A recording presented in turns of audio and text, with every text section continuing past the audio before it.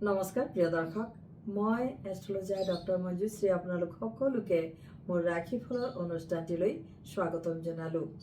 আজি 1947 শকাব্দৰ আহাৰ মাহৰ 32 দিন, ইংৰাজী 17 জুলাই। আজি বৃহস্পতিবাৰ। আজি সূৰ্য উদয় 5:03:32, সূৰ্য অস্ত যাব 6:21:23। আজিৰ দিনটোত যিসকল সৌভাগ্যৱান সন্তানে জন্মগ্ৰহণ কৰিব, তেওঁলোকৰ মীন ৰাশি বিপ্ৰবণ দেৱগণ অষ্টোত্তৰী শুক্ৰ আৰু বিংশোত্তৰী বুধৰ দশা থাকিব। যিয়ে নহওক প্ৰিয় দৰ্শক, দিনক দিনে আপোনাৰ শিশুটিৰ দুষ্টামি বা বেয়া আচৰণ, চঞ্চল স্বভাৱ বা অসৎ সংগত পৰি ভ্ৰষ্ট হৈ আছে নেকি?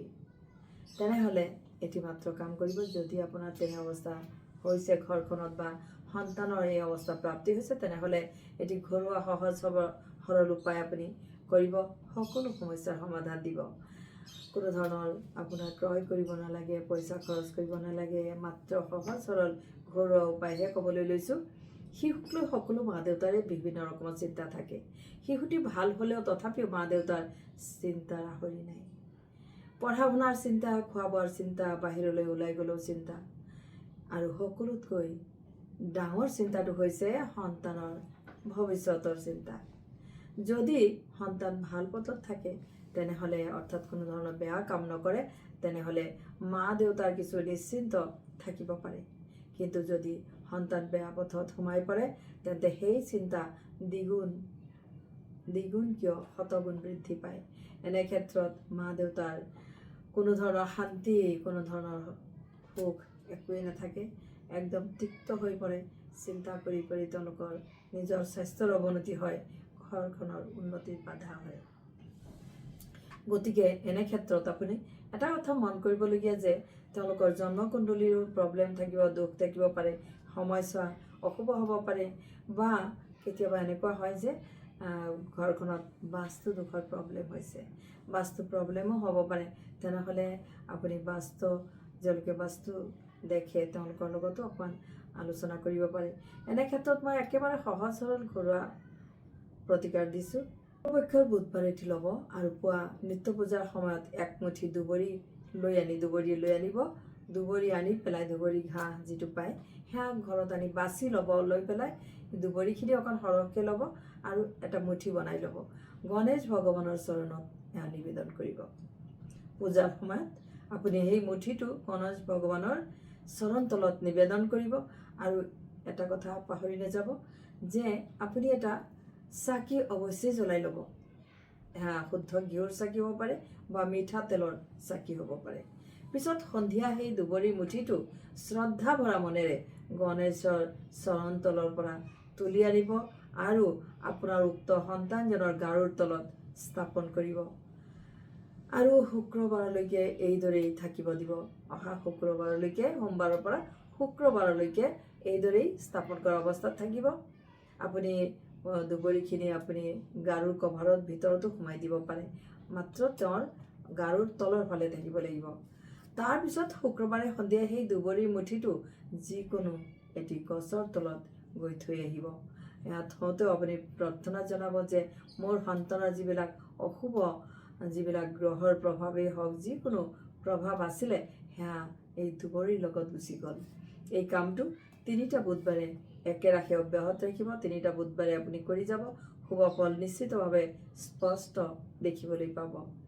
যিয়ে নহওক, এইবাৰ ৰাশিফল আৰম্ভ কৰিছোঁ মেষ ৰাশিৰে। কাম কাজৰ বাধা, লগতে ভাতৃ তথা সহকৰ্মীৰ সৈতে মনোমালিন্যৰ সৃষ্টি হ'ব পাৰে। আজিৰ দিনটোত দাম্পত্য বা প্ৰেমতো মত পৰিৱৰ্তনৰ যোগ দেখা যায়। বিদ্যাৰ্থীৰ বাধা সৰু সুৰা থাকিব, কিন্তু আপোনাৰ পিতৃ মাতৃৰ যত্ন ল'ব, পিতৃ মাতৃৰ আশীৰ্বাদ ল'ব, সকলো বাধা অতিক্ৰম কৰিবলৈ সক্ষম হ'ব। বৃষ ৰাশি, আইনবিদ লোকসকল, আইনৰ যিসকল কৰ্মী, তেওঁলোকৰ কাৰণে দিনটো অতি ভাল। শিল্পীৰ বাবেও শুভ দিন। বিবাহৰ কথা বতৰা বা পাৰ্টনাৰৰ বাবে আজি এটি শুভ দিন। আজিৰ শুভ ৰং বেঙুনীয়া আৰু শুভ সংখ্যা 3 প্ৰয়োগ কৰিব। এইবাৰ মিথুন ৰাশি দায়িত্বপূৰ্ণ কামত সফল হ'ব। সহজ সৰল বস্তু ভোজন কৰিব আৰু স্নেহমণ্ডলীৰ শান্ত কৰি ৰাখিবৰ বাবে প্ৰচুৰ পৰিমাণে বিশ্ৰামৰ চেষ্টা কৰিব। আজিৰ শুভ ৰং নীলাবৰণ আৰু শুভ সংখ্যা 6 ব্যৱহাৰ কৰিব। এইবাৰ কৰ্কট ৰাশি, বিপৰীত লিংগৰ সহায়ত আয় উপাৰ্জনৰ পথ মুকলি হ'ব। বিদ্যাৰ্থীসকলৰ বিদ্যাৰ বাধা আঁতৰ হ'ব। আজিৰ বাবে আপুনি যিকোনো ভাল কাম কৰিবৰ কাৰণে আপুনি প্ৰথমতে দুৰ্গা নামে শুভাৰম্ভ কৰিব। দুৰ্গা মাৰ চৰণত এটি হালধীয়া ফুল অৰ্পণ কৰিব।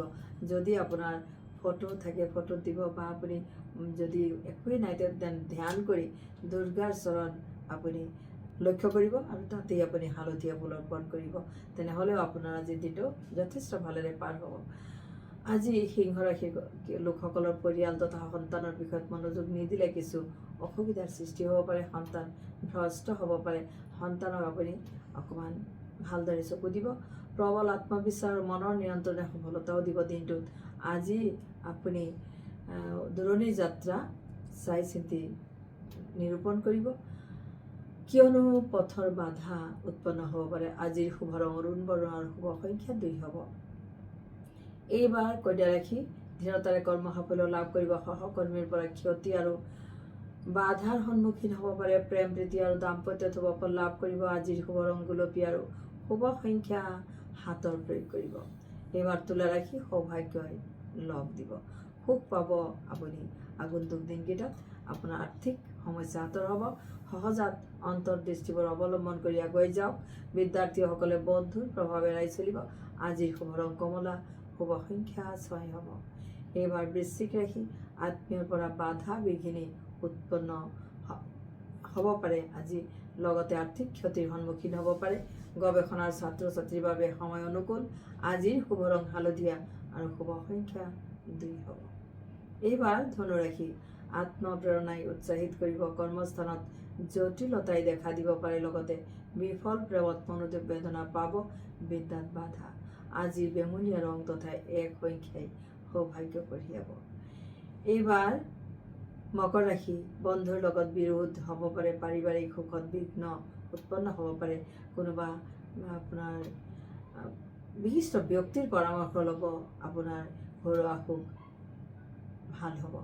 ব্যক্তিগত জীৱনতো নিৰাশ আৰু হতাশাই লগ দিব পাৰে। সেয়েহে আপুনি কোনোবা বয়সস্থ বা জ্ঞানী ব্যক্তিৰ পৰামৰ্শ ল'লে আপোনাৰ সকলো বাধা নাইকিয়া হ'ব। আজিৰ শুভ ৰং মেৰুন ৰং আৰু শুভ সংখ্যা 3 ব্যৱহাৰ কৰিব। এইবাৰ কুম্ভ ৰাশি, উদ্দেশ্য আৰু আদৰ্শৰ সমাধান কৰিব পাৰিব। ভ্ৰমণতো পৰিৱৰ্তনশীল মনোযোগ থাকিব। আজি অশান্তি পাব পাৰে। আপুনি বিভিন্ন কাৰণত আপোনাৰ আৰ্থিক আজি লছ হ'ব পাৰে। দাম্পত্যত অশান্তি হ'ব পাৰে। সেয়েহে অসতৰ্কতা অৱলম্বন কৰিব। আজি পাতল ৰং ব্যৱহাৰ কৰিব আৰু 5 সংখ্যাই সৌভাগ্য বৃদ্ধি কৰিব। এইবাৰ শেষৰ ৰাশি মীন ৰাশিৰ কথা কওঁ। শিল্পীৰ ক্ষমতা, শিল্পীৰ যি গুণ, সেয়া গুণৰ ক্ষমতা বৃদ্ধি হ'ব আৰু প্ৰেৰণা বৃদ্ধি পাব। পৰহিতাৰ্থে সঞ্চিত অৰ্থৰ ব্যয় হ'ব পাৰে। ধাৰ্মিক কাম কাজত ৰুচি আৰু বিদ্যাৰ্থীসকলৰ মননশীলতা বৃদ্ধি পাব। উচ্চ বিদ্যাত সফলতা পাব পাৰিব। আজিৰ শুভ ৰং কমলা আৰু শুভ সংখ্যা 7 প্ৰয়োগ কৰিব। প্ৰিয় দৰ্শক, আপোনালোকৰ বাবে প্ৰস্তুত কৰা ৰাশিফল ইমানতে শেষ হ'ল। এইখিনিতে জনাওঁ যে আপোনালোকৰ যিকোনো সমস্যাৰ বাবে মোক যোগাযোগ কৰিব পাৰে। আপুনি এপইণ্টমেণ্ট লৈ পেলাই আহিব পাৰে। ইয়াত মই কওঁ যে আপুনি স্ক্ৰীণত দিয়া যিটো নম্বৰ, সেই নম্বৰত যোগাযোগ কৰিব। সকলোৰে কুশল মংগল কামনা কৰি বিদায় ল'লোঁ। ধন্যবাদ।